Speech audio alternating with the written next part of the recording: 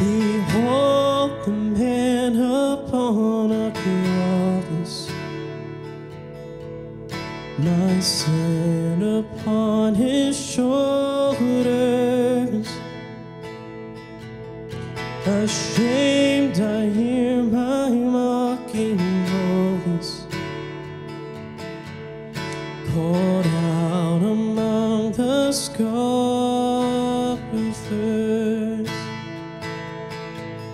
It was my sin that held him there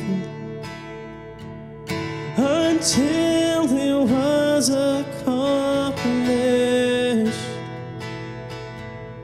His dying breath has brought me